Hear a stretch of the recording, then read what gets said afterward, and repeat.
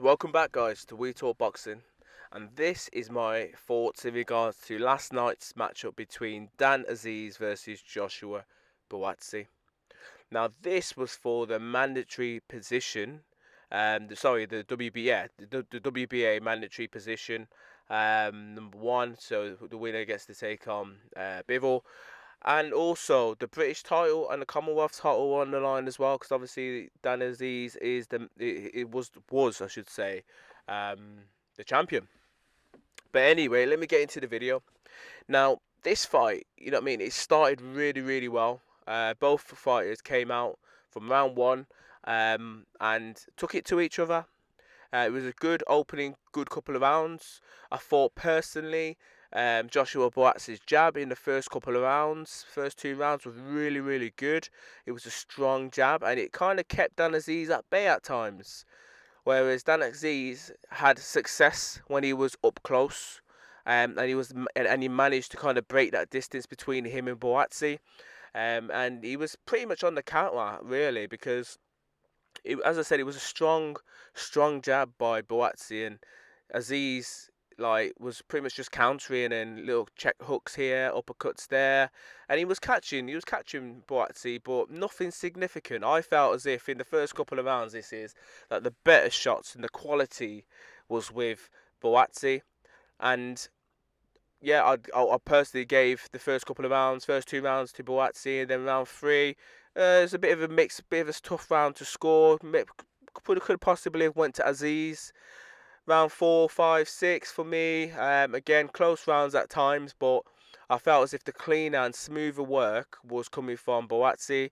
As I said, it just looked as if every shot that he threw carried power, and it was having an effect on Dan Azeez, because you could see there was times where Joshua Buatsi was throwing the jab right, and then lower left body hook, and it was the body hook which kind of zapped a little bit out of Dan Azeez, and you could see that he was taking a big breath, and you know what I mean, stepping back at times. But what I found fascinating was the fact that when Joshua Buatsi hurt Azeez, that's when Azeez came back and he was fighting fire with fire, and I like that, because it kind of showed that, yeah, you hurt me, I'm going to hurt you sort of attitude, but it just wasn't enough, and the fight pretty much played out into Joshua Buatsi's hands.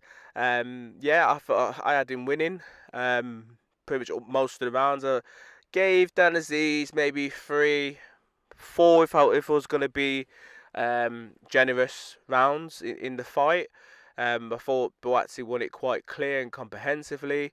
The only thing I have to say, which was a little bit dubious, was the knockdowns in the 11th. Now, I understand that Joshua Buatsi threw a shot, but I feel as if the canvas, this is just my opinion by the way, I feel as if the canvas was dry, Azeez wouldn't have went down from either of those knockdowns, because he took harder shots in the fight, and the canvas was soaking at this point, you know what I mean, from round 9 onwards, and you can see it was going to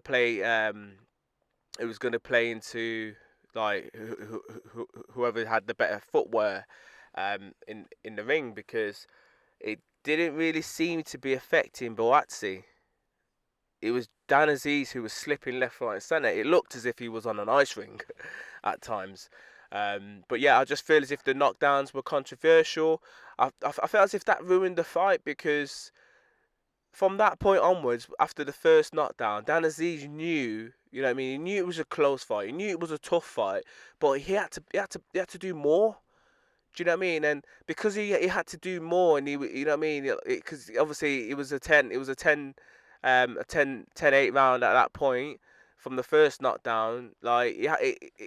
It kind of leads him open, because he has to go chasing a lot more.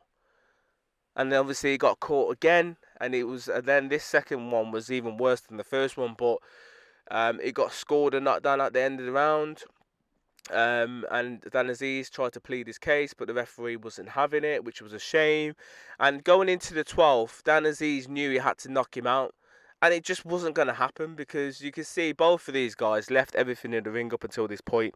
Both of them were knackered. You know what I mean? So, and to go into that 12th round knowing that you had to knock the guy out, it's just a tough one, really. And both guys fought till the whistle. Do you know what I mean? Till that final bell. But it just wasn't enough for Dan Azeez. And yeah, Joshua Buatsi, from my point of view, deserved it. As I said, the jab and the power that Buatsi possessed in that fight. You know what I mean? I was kind of sitting there thinking, you know what? If any of these British guys could maybe, you know what I mean, trouble Beterbiev or maybe Bivol, you know what I mean, hurt him or something like that, it could be Buatsi because, like, honestly, the way he was throwing his shots and he was landing some of his shots and he was zapping like the strength out of Dan Azeez. Just reminded me how Bivol dealt with like most of his opponents, especially Callum Smith, and what he did against Yard and Bivol, and how Bivol fought against Lyndon Arthur. He just looked as if he's got something. So yeah, depending on what happens next, whether or not Joshua Buatsi sits things out and waits for his time for his title shot, will be interesting because obviously we now know that Beterbiev and Bivol are going to be fighting in the summer.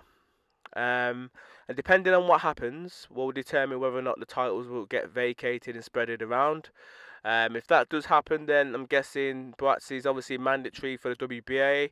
That means that he'll probably fight the next in line or the champion, depending on if, as I said, the belts get vacated. But yeah, I'd like to probably see, if I had to pick Beterbiev or Bivol for Joshua Buatsi, I think I would go with Beterbiev.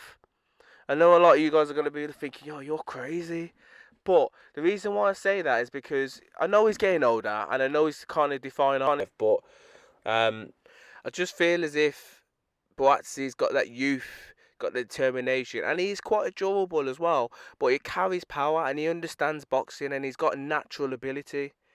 So yeah, I just feel as if anyone's going to maybe, especially the Brits anyway, if anyone's going to trouble Beterbiev, I feel as if it will be Buatsi.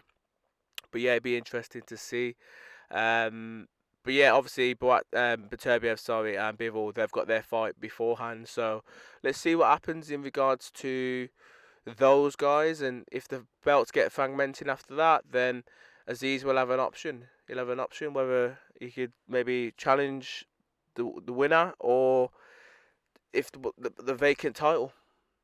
But Azeez, on the other hand, I like Azeez. Azeez is one of my favourite boxers, and the reason being is he's done a lot in the game, and he's done it through hard work, determination, and commitment.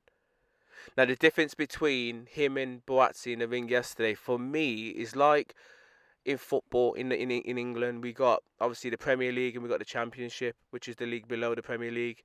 The fight seemed as if you got like the top six, maybe Arsenal, Man U, Man City, someone like that, taking on one of the lesser Championship teams, and that was the difference because for me, Buatsi's got that natural ability. You know what I mean? He's talented. It's natural ability. He's talented. Whereas Azeez, as I said, he had to work for everything he's got, and to where he is, he's had to put that work in, that graft. But it just wasn't enough. And sometimes, when you've grafted to get to where you are, you will always find your level, if you know what I'm trying to say. And I feel as if his level is maybe fringe world championship for Azeez. Oh, you know what I mean? Depending on what happens with the belts in the next 18 months, if they all get fragmented and some other guys pick up the belt, and let's say they want at Dan Azeez's level, and Dan Azeez could challenge this person, like one of them guys with one of the belts, he could possibly beat him because, like, they won't be your Beterbiev or Bivol's level. They won't be the elite. You know what I mean? Like the elite are like Bivol and Beterbiev and Canelo in his division, and Terence Crawford, and like you got Haney, you know what I mean? You got Usyk, Tyson. They're like the elite, but then under that you've got the fringe world level guys. You got a wide lower fringe. You know what I mean? And that's roughly where Azeez is. But he's one of my favourite guys because he's put the work in. He's worked. He's grafted to get to where he is. So yeah, I hope that he continues and persists, and you never know, he could maybe claim a version of the world title at some point and keep winning. And now that he's got that loss on his record, maybe we'll see him in some big domestic British fights. There's plenty of guys out there. You got Arthur, you've got Yard. You know what I mean? You got Smith, which I think Smith's probably all wrong for him, but you got Smith as well. And obviously you've got the guy who was on the undercard, Ben Whittaker. He's up and coming, big mouth, brash, confident, skillful. So that'd be a good fight for one of these guys. But anyway, I kept this video going far too long. Let me know your thoughts, guys. As always, please subscribe and comment. Bless.